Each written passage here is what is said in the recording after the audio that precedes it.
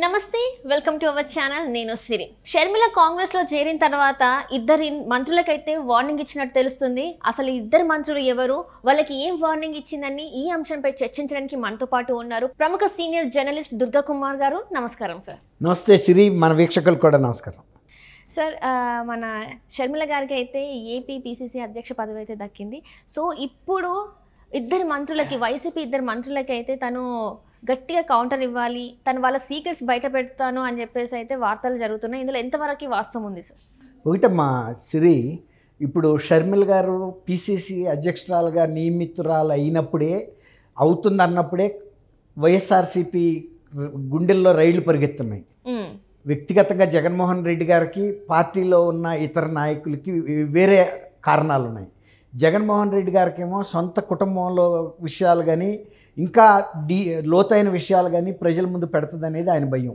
ఎందుకంటే కిందసారి ఆయన్ని ముఖ్యమంత్రిగా చేయటంలో కూడా ఒక ఆయుధంగా పనిచేశారు షర్మిల.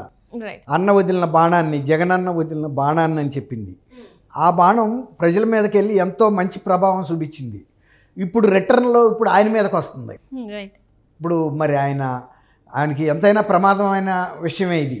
బాణం తగలటం అనేది మామూలు విషయం కాదు కదా. అది ద్రోణాచార్యుడు వదిలిన బాణం లాంటి బాణమా, అర్జునుడు వదిలిన బాణం లాంటిదా తెలియదు మనకి. కానీ శక్తివంతమైన బాణం. ఎందుకంటే ఆమె స్వయంగా జగన్మోహన్ రెడ్డి గారికి చెల్లి, రాజశేఖర రెడ్డి గారికి కూతురు. ఇప్పుడు వైఎస్ రాజశేఖర రెడ్డి గారు నిజమైన వారసురాలనే ధైర్యంతో, తెగుతో ఆమె బయటకు వస్తుంది రాజకీయాల్లోకి. తండ్రి జీవితకాలంలో నెరవేరిన ఒక లక్ష్యం మిగిలిపోయింది. ఆ లక్ష్యాన్ని నేను నెరవేరుస్తాను అని చెప్తుంది ఆమె. ఆ లక్ష్యం ఏంటంటే, ఆయన ఎప్పుడైనా సరే ఏ సభలో అయినా రాహుల్ గాంధీ గారిని ప్రధానమంత్రిగా చూడాలని నాకుంది, అది నా జీవిత ఆశయం అని రాజశేఖర రెడ్డి గారు చెప్పేవాళ్ళు. ఎందుకంటే రాజశేఖర రెడ్డి గారికి భారతదేశంలో ఏ కాంగ్రెస్ ముఖ్యమంత్రికి ఇవ్వనంత స్వేచ్ఛ స్వాతంత్రాలు కాంగ్రెస్ పార్టీ ఆయనకి ఇచ్చింది. అంత వెసులుబాటు ఇచ్చింది. అంటే సమైక్య ఆంధ్రప్రదేశ్లో కాంగ్రెస్ వ్యవహారాల్లో అధిష్టానం దాదాపుగా ప్రమేయం ఎప్పుడు చేసుకునేది కాదు. గతంలో అటువంటి సాంప్రదాయం కాంగ్రెస్లో లేదు. ఏ రాష్ట్రంలో అయినా సరే ఏ చిన్న వ్యవహారమైనా అధిష్టానం మాత్రమే నిర్ణయాలు తీసుకునేది. అది ఎమ్మెల్యే సీట్లు కానివ్వండి, మంత్రుల శాఖలు కానివ్వండి, మంత్రివర్గంలో ఎంపిక కానివ్వండి, తర్వాత పార్టీ విధానాలు కానీ రాజశేఖర రెడ్డి గారికి మాత్రం ఆ స్వేచ్ఛ లభించింది. ఎందుకంటే ఆయనకి ప్రజల్లో ఉన్న పట్టును చూసిన తర్వాత మనం చేసే నిర్ణయాలు తప్పు జరగవచ్చు. రాజశేఖర రెడ్డి గారికి ఆ స్వేచ్ఛ ఇస్తే ఎవరెక్కడ గెలుస్తారో ఆయన నిర్ణయించుకుంటాడు. మంత్రివర్గంలో కూడా ఎవరికి ఇస్తే ఆ జిల్లాలని వాళ్ళు బలోపేతం చేస్తారు పార్టీని అనేది వాళ్ళు గమనించి అటువంటి స్వేచ్ఛ ఇచ్చారు. అందువల్ల ఆయన ఆంధ్రప్రదేశ్లో ముఖ్యమంత్రిగా ఎంత స్వేచ్ఛా స్వాతంత్రాలు అనుభవించాడో పార్టీ పట్ల కూడా అంతే విధేయతగా ఉండేవాడు. మరీ ముఖ్యంగా ఇందిరాగాంధీ గారి కుటుంబం పట్ల, అది రాజీవ్ గాంధీ గారు కానివ్వండి, సోనియా గాంధీ కానీ, ఈవెన్ రాహుల్ గాంధీ అయిన తర్వాత తరం, అంటే ఆల్మోస్ట్ జగన్మోహన్ రెడ్డి గారు వయసు వాళ్ళు. కానీ ఆ తరం, ఆ కుటుంబం మీద ఉన్న ఆయన అభిమానంతో రాహుల్ని కూడా ప్రధానిగా చూడాలి అనేది ఆయన ముచ్చటపడేవాడు. అది ఆయనకి నిజంగా మనసులోంచి వచ్చిన అభిప్రాయం, ఆ విధేయత ఉండింది. ఇప్పుడు దాన్ని నేను నెరవేర్చడానికి వస్తున్నానని షర్మిల గారు చెప్తున్నారు. తర్వాత వీళ్ళు ఏంటంటే, ఇప్పుడు ఇద్దరు మంత్రులు ఆమె మీద తొందరపాటుగా కొంచెం ప్రకటనలు ఇచ్చారు. అది రాజశేఖర రెడ్డి కీర్తి చేసలే, కాంగ్రెస్ పార్టీ కూడా కీర్తి చేసలే. తర్వాత అసలు ఇక్కడ ఉనికే లేని పార్టీకి ఆమె పిసిసి ప్రెసిడెంట్గా వస్తే, అదేమో అంబటి రాంబాబు గారు అన్నమాట. ఈ గుడివాడ అమర్నాథ్ గారేమో ఈమెని అసలు రాష్ట్రంలో ఉనికే లేని పార్టీకి ఒక అధ్యక్షురాలుగా వస్తే మా పార్టీకి పోయేది ఏంటని, అసలు ఆయనకి సీటు వస్తుందో రాదో ఆయనకు తెలియని పరిస్థితుల్లో షర్మిల గారి గురించి ఆయన వ్యాఖ్యానించడం అనేది అది కరెక్ట్ కాదు. ఒకవేళ నిజంగా ఉనికి లేని పార్టీకి ఆమె అధ్యక్షురాలుగా వస్తే నువ్వు ఉలిక్కి పడాల్సిన అవసరం ఉంది, నీలో భయం ఉండబట్టికే కదా.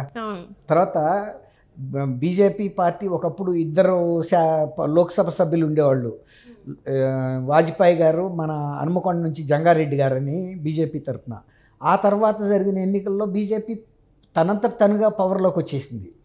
రాజకీయాల్లో ఒక్కసారిగానే మార్పులు జరుగుతాయి, కానీ క్రమేపీ జరగాల్సిన అవసరం లేదు.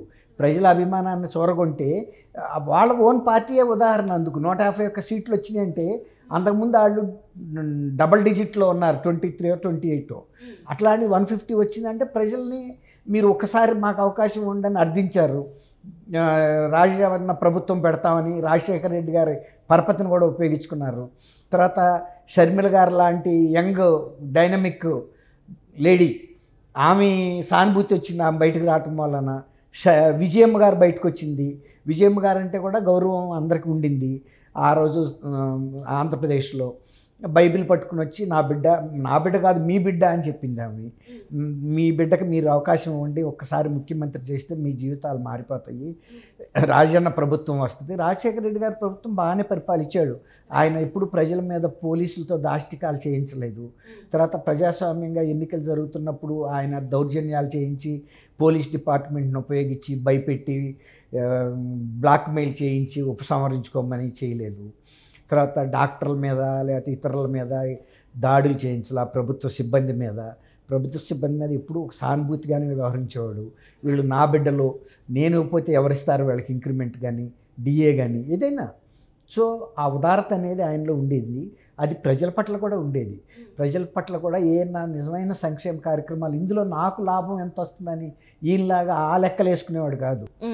ప్రజలకి ఎంత ఉపయోగపడుతుంది అనేది అట్లాంటి భారీ మనసు ఆయనకు ఉంది. కాబట్టి ఆ పరపతి ఉపయోగపడే వీళ్ళు ఇప్పుడు గుడివాడ అమర్నాథ్ కానీ అంబటి రాంబాబు గారు కానీ అధికారంలోకి వచ్చారు. అది రాజశేఖర రెడ్డి గారి చలవ, రాజశేఖర రెడ్డి గారి దీవెన. ఆయన కీర్తిశేషుడు అయినా కూడా ఆయనకు ఆ శక్తి ఉంది. కొంతమంది మనుషులు బతికున్న వాళ్ళకన్నా చనిపోయిన వాళ్ళకే పవర్ ఎక్కువ ఉంటుంది. అలాంటి వాళ్ళు చిరంజీవులుగా ఎప్పుడు ఉంటారు. అలాంటి చిరంజీవులు ఎన్టీ రామారావు గారు కానీ రాజశేఖర రెడ్డి గారు కానీ వాళ్ళు ఉన్నా లేకపోయినా ప్రజలు వాళ్ళకు చేసిన మంచి పనులు, వాళ్ళు ఆదరించిన తీరు, నాయకులను కానీ ప్రజలను కానీ అది ఉంటుందమ్మా. రైట్. అట్లనే ఇప్పుడు ఏంటంటే సార్, ఇప్పుడు మన ఈ ఇద్దరి మంత్రులు ఏదైతే ఇది మాటలు తూలారో, సో రేపటి రోజున షర్మిల గారు వీళ్ళకి గట్టి కౌంటర్ ఇస్తుంది అంటారా? అంటే ఏ విధంగా ఇస్తుంది? వీళ్ళ సీక్రెట్స్ ఏమైనా బయటకు రివీల్ చేసే అవకాశం ఉందంటారా? వాళ్ళు విడివిడిగా విట్టాంటి వాళ్ళకి సమాధానం చెబితే షర్మిల గారి స్థాయి పడిపోద్దమ్మా. ఇప్పుడు ఒక ఐరావతం అంటే ఏనుగు, ఒక ఉన్నతమైన ఏనుగు వెళ్తుంటే బజార్లో అనేక మురుగుతూ ఉంటాయి. ప్రతి మురిగిన సారల్లా ఐరావతం వెనక్కి తిరిగి చూసింది అనుకోండి, దాని టీవీ దెబ్బతినలా. Right right right. అది తొండ ఊపుతా దర్జాగా వెళ్ళిపోతూ ఉండాలి తప్ప ప్రతి మురిగిన దానికి వెనక్కి తిరిగి చూడకూడదు. అట్లాగే ఆయన అడ్రస్ చేసేది జగన్మోహన్ రెడ్డి గారిని, పార్టీని ఉద్దేశించి చేస్తుంది. ఆ స్థాయిలో పిరంగులు పేలుస్తుంది తప్ప ఈ చిన్న చిన్న వాళ్ళ మీద రివాల్వర్లు పెట్టుకుని పేలిస్తే యుద్ధం ఎప్పుడు జరగాలి? రివాల్వర్లతో పెద్ద పెద్ద బాంబింగ్లు జరగాలి, రాకెట్ లాంచింగ్తో జరగాలి. అవి చేస్తుంది ఆమె. ఆ స్థాయిలో వస్తుంది. అట్లాంటి ఎక్విప్మెంట్తో వస్తుంది ఆమె. కాబట్టి వీటాంటి వాళ్ళని కేర్ చేయాల్సిన అవసరం లేదు. జగన్మోహన్ రెడ్డి గారికి అది తెలుసు ఆమె శక్తి ఏంటో. ఎందుకంటే ఆయన జైల్లో ఉన్నప్పుడే ఆమె ప్రజాదరణని ఎంత కూడగట్టిందో, ఆమెలో ఉన్న లీడర్షిప్ ఏంటో, తనలో ఉన్న లీడర్షిప్ ఏంటో, తనే కనుక ఈ 5 సంవత్సరాలు కనుక ఆంధ్రప్రదేశ్ని పరిపాలించుంటే ఇంకొకసారి అడగకుండానే వచ్చేసేవాడు ఆమె పరిపాలన అయితే. కానీ అటువంటి పరిపాలన ఏం చేయలేదు కాబట్టే ఇవాళ ఇంత భయపడి ఇన్ని నియోజకవర్గాల్లో మార్పులు చేర్పులు చేసి అంత వణికే పరిస్థితికి వచ్చాడు. తర్వాత ప్రజలు కూడా ఈ ఎట్టి పరిస్థితిలో మార్చాలని, మొన్న ఇక్కడ తెలంగాణలో బీఆర్ఎస్ని మార్చాలని ఎంత స్థిర నిర్ణయానికి వచ్చారో అంతకి 10 రెట్లు ఎక్కువ స్థిర నిర్ణయానికి ఆంధ్రప్రదేశ్ ప్రజలు వచ్చారు. ఆ నిర్ణయాన్ని ఎవరూ మార్చలేరు. ఎట్లాంటి మంత్రులు కానీ, కోడిగుడ్డు మంత్రులు కానీ వీళ్ళు ఏమీ చేయలేరు. Right sir, right. Thank you so much.